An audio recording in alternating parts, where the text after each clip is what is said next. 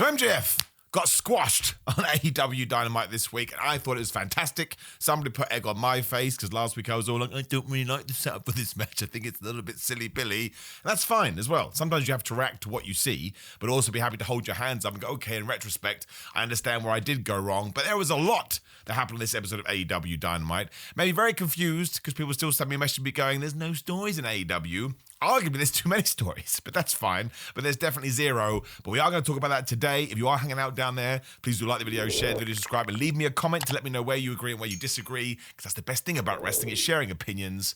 But we're here. Let's talk about AEW Dynamite.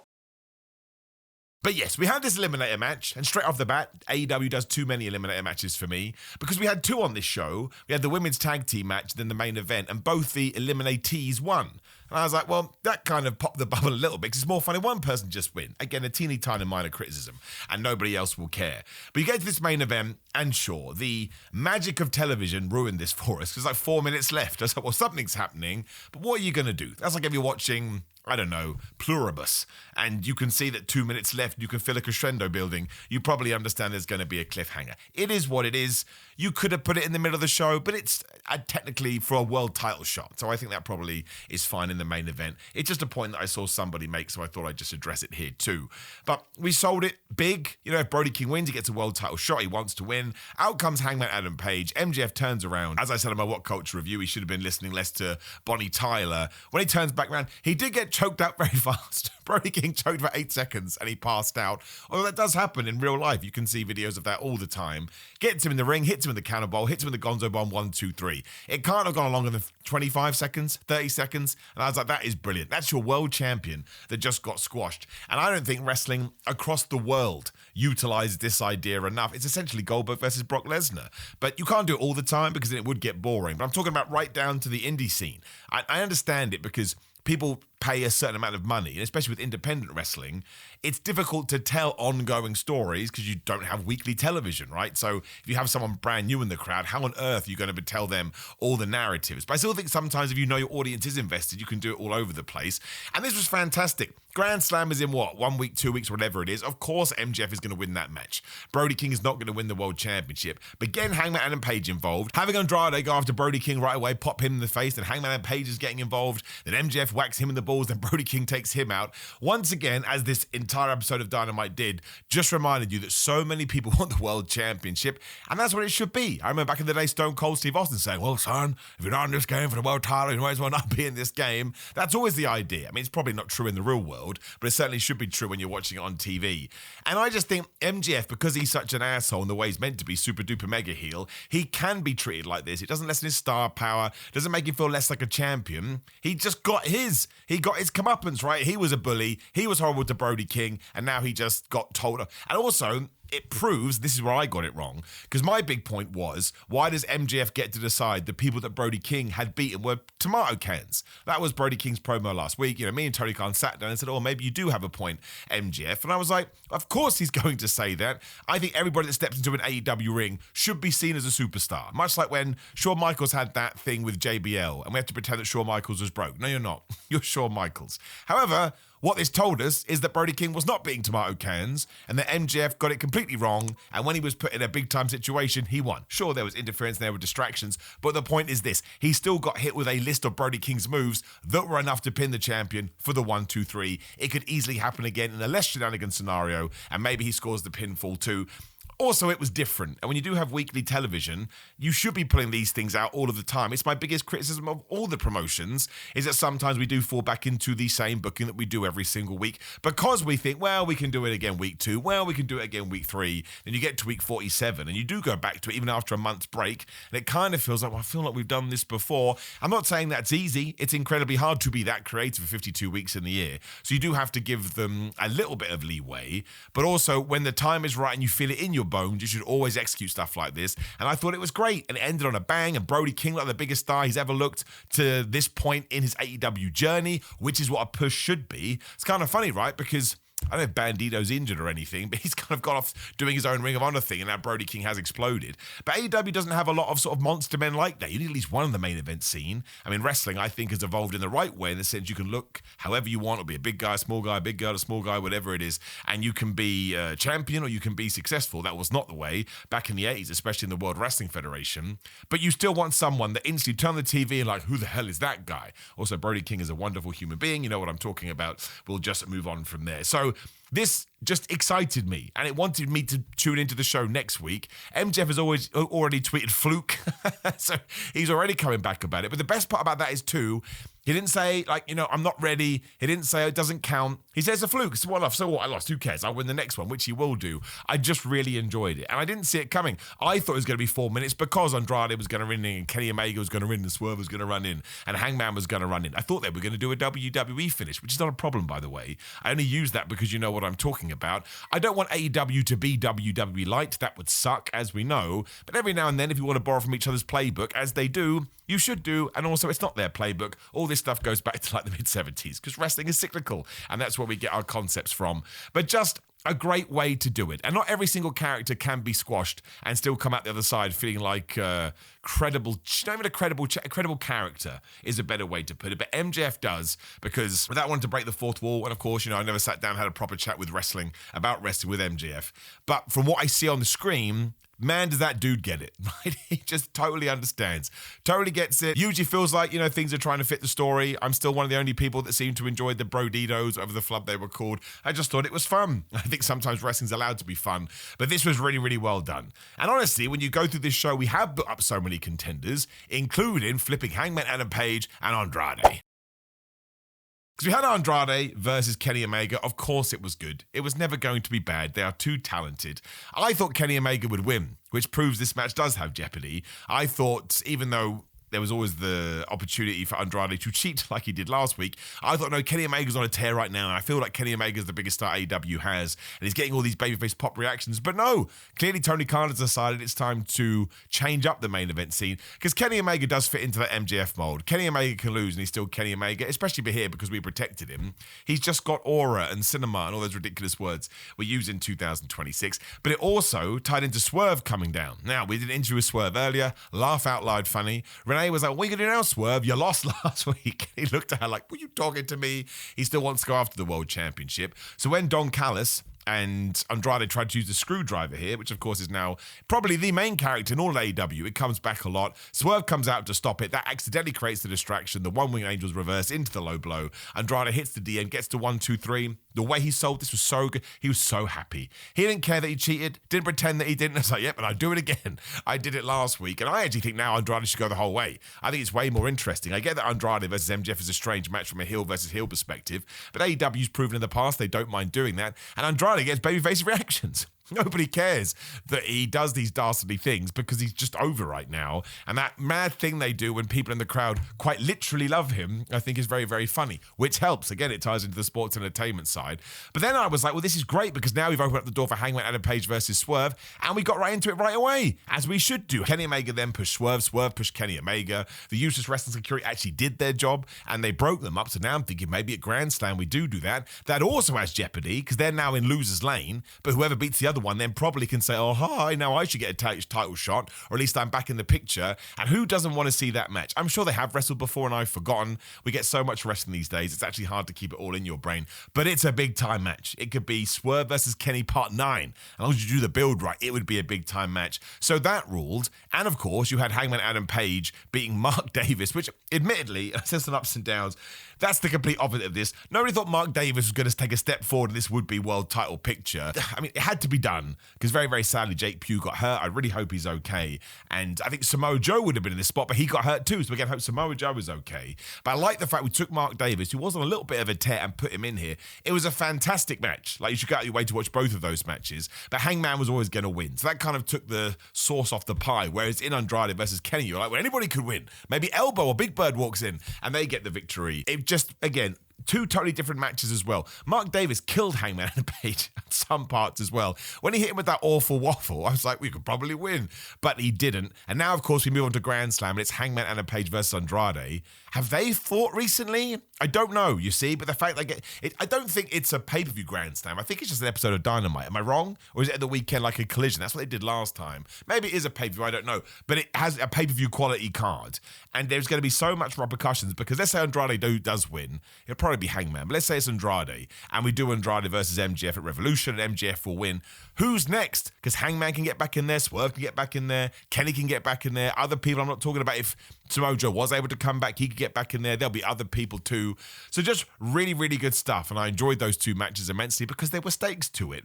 And even though one was a bit obvious and one was like, oh, which way are we going to go? I found it very easy to invest. And to me, it kind of feels like MJF is actually going to get through all of these obstacles. So he'll beat Hangman, he'll beat Swerve, he'll beat Kenny Omega, he'll beat Brody King. And then, given that there was a Will Ospreay video on this show as well, smart, outside, out of mind, so let's keep him in our hearts. I hope he's doing all right as well. My gosh, can you imagine what he's been through? I think at Wembley, given that they did do that 2 years ago, whenever it was, and that MJF and Will Ospreay always have great chemistry, you could finally crown Will Ospreay as the men's world champion, beating MJF, which is like, you know, the super of all baby faces in London versus someone that will be booed out the building. I don't want that to happen if Will Ospreay isn't ready. I would rather, and listen, what do I know? I'm not his dad, it doesn't matter. But I would rather Will Ospreay came back in 2027 than risk his health.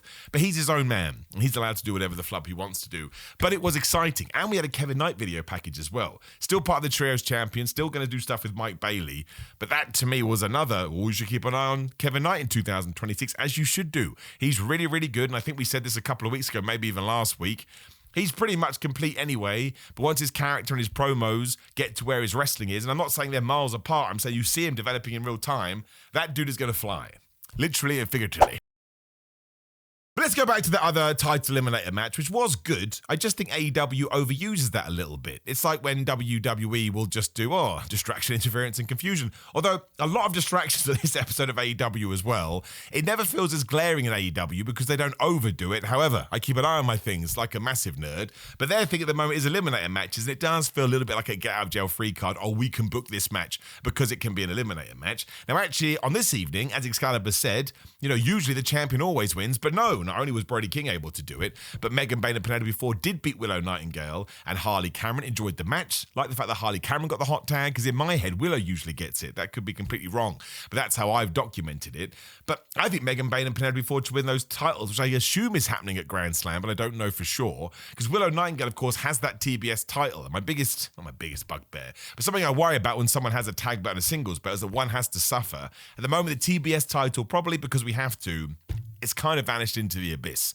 Whereas I feel like Harley Cameron and Willow Nightingale could lose. Megan Bain and Penelope Ford are a good tag team. It did kind of feel like before Penelope Ford got hurt, we were heading in that direction. I like how Megan Bain and Marina Shafir just stopped teaming for some reason. I think they can win it. And I think there's so many other teams that you could bring in, and then Willow Nightingale can get to defending that TBS championship. And the way I look at it is that all just cements the women's division even better. And that's all you want, whether it is a tag, a men's, a trios. As long as what you're doing is ensuring there's more bodies in there and more people doing interesting things, then you're fine. And obviously Mercedes Moné is taking a little bit of a break. But when she comes back, you presume she'd want to go after Willow Nightingale, so let's get Willow Nightingale some feuds in there as well. It's a bit like Chris Statlander versus Tekla. In terms of the match, awesome. In terms of the story, not too sure, because here, Chris Statlander just tells Renee Paquette, well, I think Tekla should have another go, and this time it's going to be a stipulation. I think she was trying to bargain it, like, I won't go out for this tag team match as long as you stay back. But Tekla hangs out with the Sisters of Sim. She didn't care about Megan Bain and Penelope Ford. And I can only imagine that we're redoing this because Tekla's going to win the belt. Now, I don't mind that. I never mind moving the championship. Again, as long as it does make sense. But I still feel like Chris Statlander needs to be in bigger segments, more promo time, and when we get into these feuds, more, not just the matches itself, which is always good, but making sure we're getting that build right. At the moment, it feels like it's happening very, very quickly. But I'm going to learn from my MJF Brody King thing. Let's see what the outcome is. Maybe they are just going to have a street fight or something similar. Chris Statlander is going to come across like an absolute monster, which is only going to add to her credibility as a champion. Some people are always saying, well, Chris Statlander is not very good at promos. A, that's not true. And B, the only way you can get better at it is by putting it into that person into a segment to begin with. And you learn on the job, essentially. That's what happens in 2026. So I'd like to see more of that. But maybe we do come out with a bunch of title changes. Maybe Megan Bain and Penelope Ford are the tag team champions. Chris Statlander can be the women's champion. Again, I got no problem with it as long as it makes sense. I don't think you should ever box things in like, but they're the world champion. We can't possibly. Yes, you can. You can do whatever you want. Again, if I told you a week ago Brody King should squash MJF, somebody would have gone, well, that's stupid, Simon, and you're going to ruin MJF's credibility. Not ruin it all. Because of the way that they executed it. And all of it was good. There's never bad matches on Dynamite, or very, very rarely. It's very, very fun to watch. And I think ultimately, ever since the women's tag team belts have been introduced, they've been used very well, but maybe it is time to sort of shuffle it around a little bit. And that does kind of feel like what we're doing with Megan Bain and Penelope Ford, who I do like as a team. That double cutter they do when Megan just throws Penelope Ford, it's like a kid and their mum. It's just the way that it looks. But it's very exciting. The Doomsday device still scares the hell out of me, but I think Harley Cameron landed nice and safe. But again, a few things you can discuss, but mostly just good wrestling. We also have the Death Riders and the Don Callis family that continue to roll on. This is so funny because we started with a street fight. So here, I always get it wrong, there's too many people, but it was Pac, it was Danny Garcia and John Moxley, and they were taking on El Clone, Josh Alexander, and Takeshita. It was basically the build to Takeshita versus John Moxley. Takeshita won after the Don Callis family had hit Daniel Garcia with about 47,000 different moves. I've got it confused now. I did some ups and downs as well. He'd either hit the big knee and then he did the fire driver, or it's the other way around. I don't know why my brain's got confused by this. I think I screwed up my notes when I was writing them down furiously, which is not a euphemism.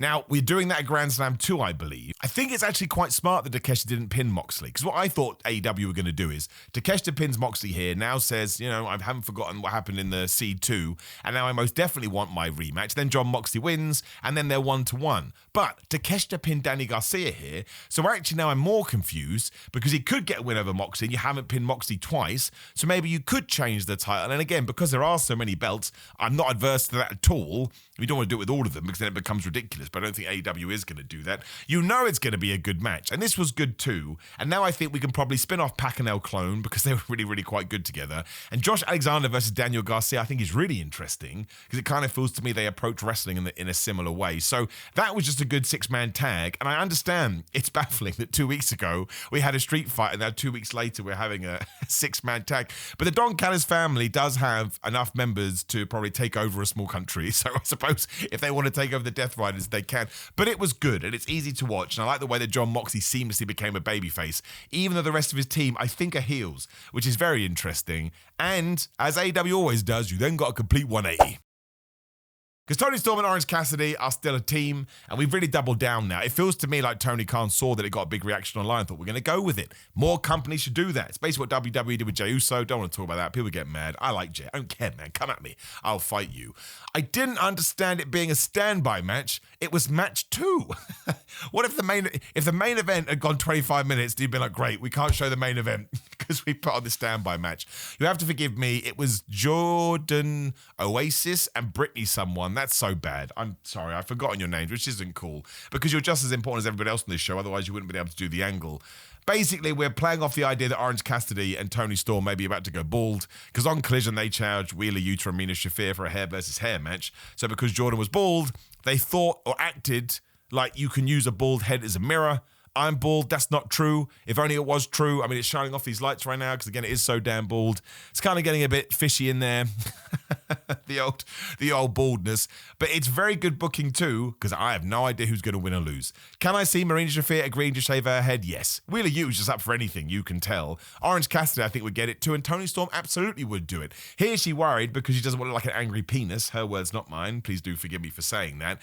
But I can see it in a world where she thinks it's a perfectly fine idea to do. Now, I'd imagine it will be Wheeler Yuta and Marina Shafir because I think Marina Shafir with a shaved head would be even more terrifying than she is now.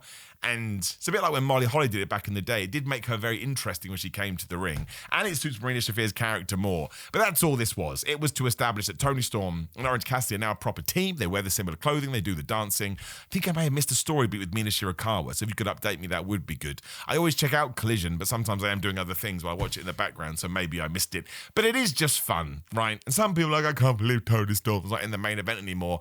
I think more companies should take their biggest stars and move them around because it means not only does it give somebody else a chance in the main event scene, like Chris Statler and kind of makes sense, you know what I'm talking about.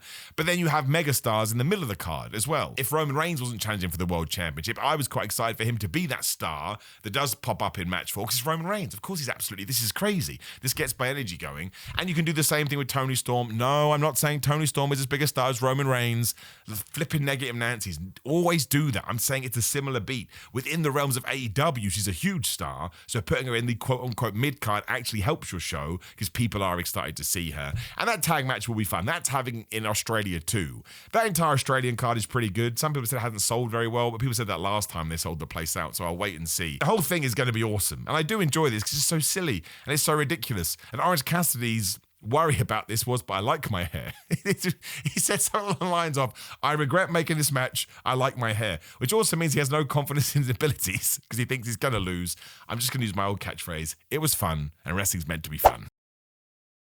I like Jack Perry and Ricochet as well for the national title. It was better when I realized the main event was going to be a squash, because this was exactly the same as we'd done in round 1 between Jack Perry and Ricochet. And this is that Jack Perry got massively screwed over. And I think my issue with it is, we'll do a third match, like the Young Bucks came out and the Gates of Agony were getting involved. And Ricochet basically used that distraction to throw Jack Perry's head into the belt and hit the vertigo he hit, right, for the 1, 2, 3. I think at this stage, you should want the babyface to get the revenge. I like Jack Perry. I think he's fantastic. But I don't want Ricochet to lose that belt. I don't really know if you do a third match, if you don't. I think somebody said that it's going to be the Young Bucks taking on the Gates of Agony. They take on the Rascals, and the winner of that takes on FTR. So you could go back to the Young Bucks stuff, or actually maybe have the Rascals win it to do something different. The Rascals versus the Young Bucks should be very good. I saw a heel screw over a babyface, and I still want the heel to hold on to the title. So this is another one that I kind of need to let play out for a little bit. It's just, I feel like if you've done it twice, we should now all be, and maybe some people are, but you should be chomping at the bit going, oh, that damn Ricochet, he has to get his. I'm like, nah, man, keep doing it. It's really funny. Like, he has no redeeming qualities as a character,